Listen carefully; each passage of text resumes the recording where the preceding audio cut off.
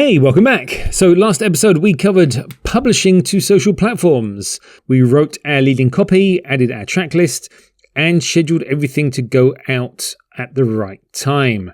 Now, if you haven't watched that one yet, go back and start there. This is step number 8, and it's one that a lot of people either overlook completely or find a bit confusing at first.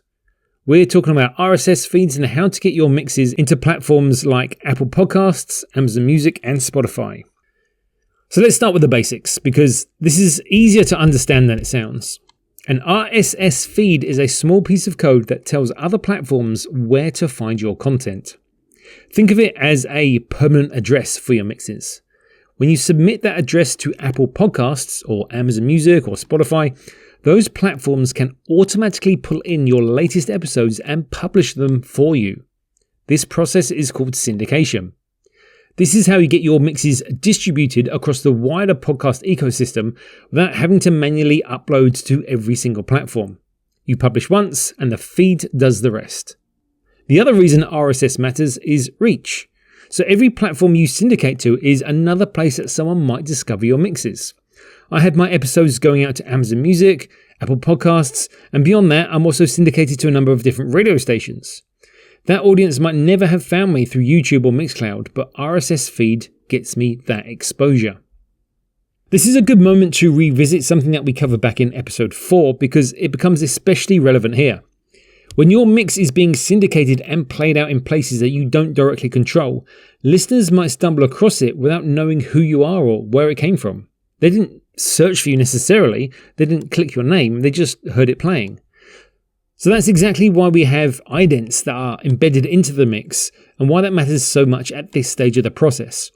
Your audio branding travels with the mix wherever it ends up. Even if a listener has no idea who Pull Velocity is, they're going to know it by the time the mix ends. So there's going to be a few different ways to approach creating an RSS feed. If you've got a coding background, you can write your own RSS feed by hand. It gives you full control over every element of the feed and how it's structured. That's actually what I do for my own personal mixes, but I'm going to be honest, that is completely outside the scope of this series, and it's not where I'd point most people. The much simpler route, and I'm going to recommend for the majority of people watching this, is going to be using Podbean, and that's what I'm going to walk you through today. Podbean is a podcast hosting platform. What it does is host your audio files on its server. It will generate an RSS feed for you automatically and give you a single URL that you can submit to all the major platforms. You upload once, you paste the URL where it needs to go, and you're done. I actually use Podbean to publish the Seattle House Mafia podcast, so this is a real workflow that I use regularly. I'll put a link to Podbean in the description below if you want to check it out. So once you've created an account, head on over to your episodes tab and create a new episode.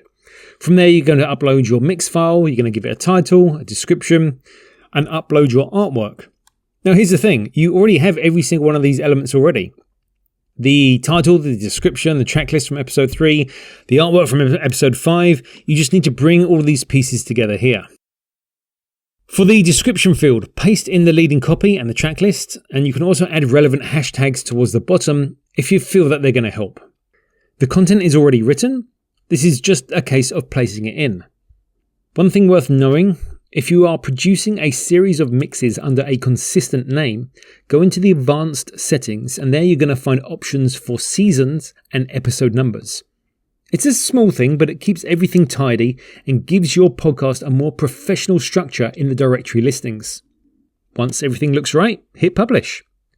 Once your episode is live on Podbean, you will have access to your RSS feed URL. Now that's going to be the link that you submit to Apple Podcasts, Amazon Music, Spotify, and anywhere else that you want your mixes to appear. Podbean handles a lot of this automatically. Some platforms, Apple Podcasts in particular, still require a manual submission the first time around. But it's a straightforward process and Podbean's own documentation will walk you through it step by step. After that initial setup, everything is automatic.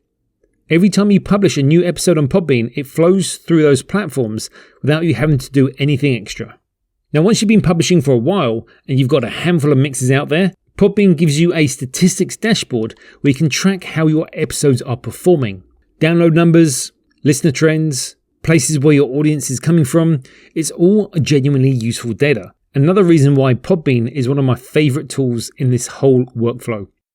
So after this episode and the last one combined, your mix is now live on Mixcloud, YouTube, SoundCloud, Apple Podcasts, Amazon Music, Spotify. That's some serious reach. In the final episode, we're going to talk about promotion. How to leverage everything we've already created, push it across your social channels, and actually drive people towards your mixes. I'll see you there.